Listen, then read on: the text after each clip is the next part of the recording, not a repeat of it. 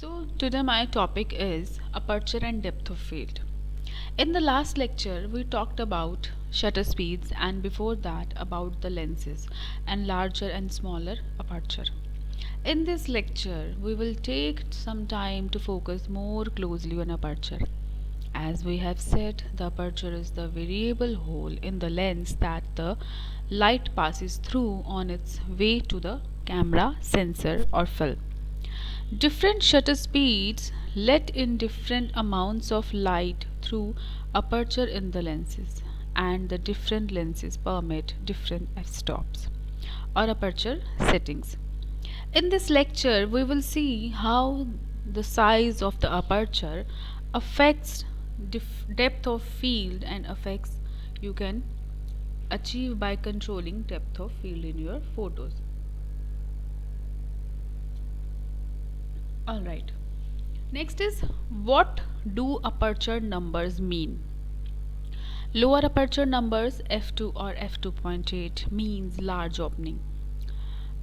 In the lens, higher aperture numbers mean smaller openings. These f-stops represent a ratio, the ratio of the focal length of the lens to the diameter of the aperture.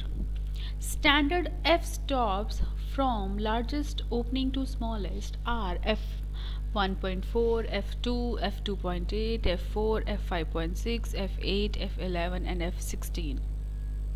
Aperture can control exposure, create visual effects and solve compositional problems. A wide open aperture can solve certain problems by having only one layer of the photo in focus. In a complicated, chaotic world, you often want a wide aperture for shallow depth of field. The smaller the hole in the lens, the more things are in focus. A small hole equals more depth of field. The bigger the hole, the less depth of field or area of the photo that will be in focus from front to back. Alright. Next is, why not focus everything? Having everything in focus often creates a chaotic image. Your image includes power poles, vans passing by, and so on.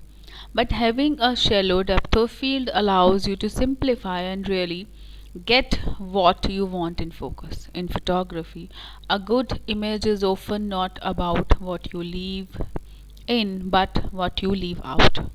In a photo of grizzly bear bobbing for salmon on a river in Alaska, notice that the light is very weak. This situation required a wide open aperture.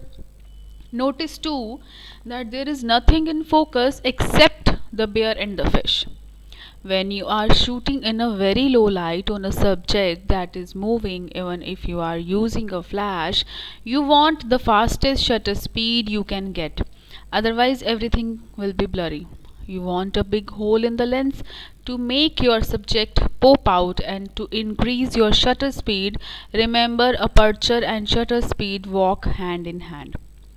The shallow depth of field produced by a wide open aperture is especially visible when using a long lens such as telephoto or a macro lens. If you are using a macro lens up close, you get very little in focus. To focus a bit more, try changing to a higher f-stop. A field shoot demonstrates how f-stop is used to control depth of field. With a tiny hole in the lens f22, the background is too sharp. The tree limbs seem to stick into the model's head.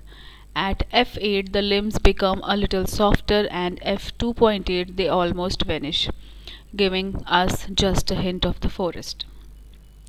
Try shooting a scene with a cluttered background using all the different apertures on your camera.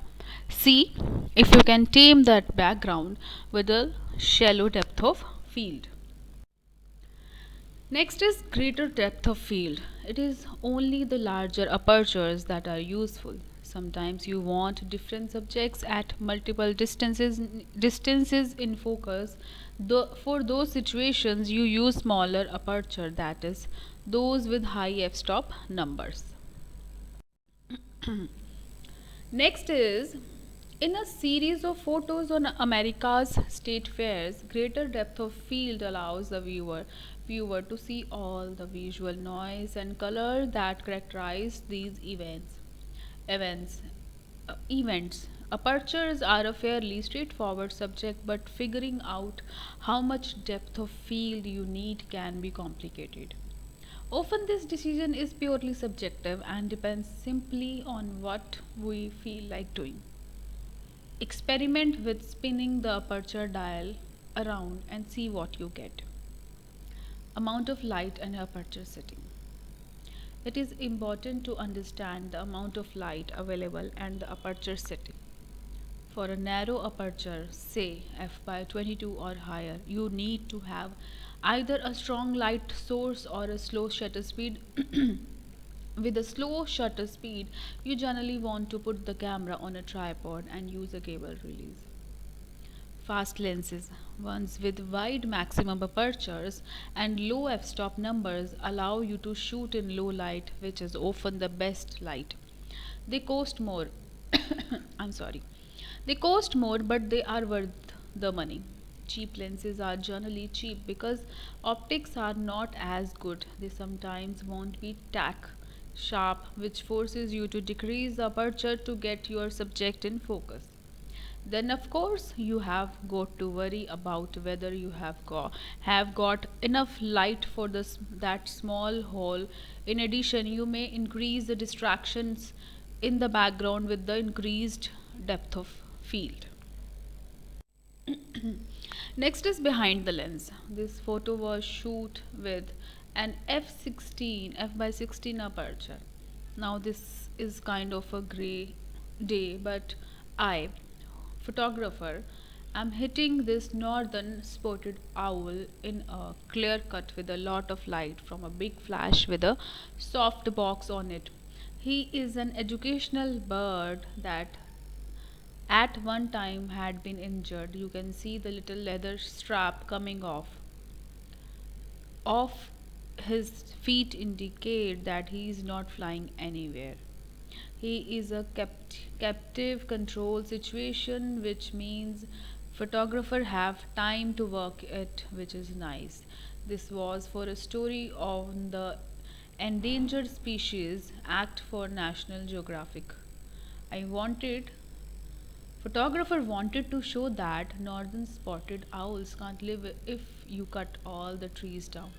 It's pretty obvious thing, but something most people don't think about. The aperture is set for 5 by 16 and I get tremendous depth of field.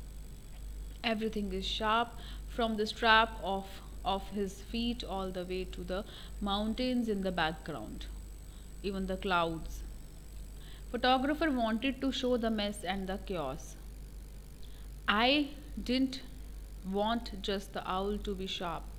Photographer wanted everything sharp, hence the need for a tiny hole in the lens. You will find there are some really good reasons to have everything in focus in your picture sometimes.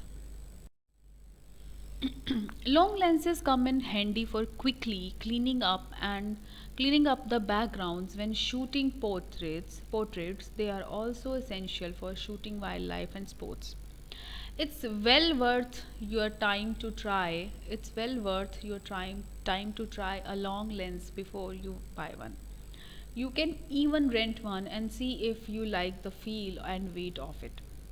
When we are talking about depth of field, what's in focus and what's not, we are also talking about aperture and focal length.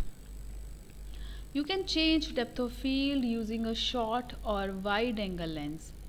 With a wide angle lens, things will be more in focus, including much of the background. As you learn more and shoot more pictures, you will find yourself making more interesting choices.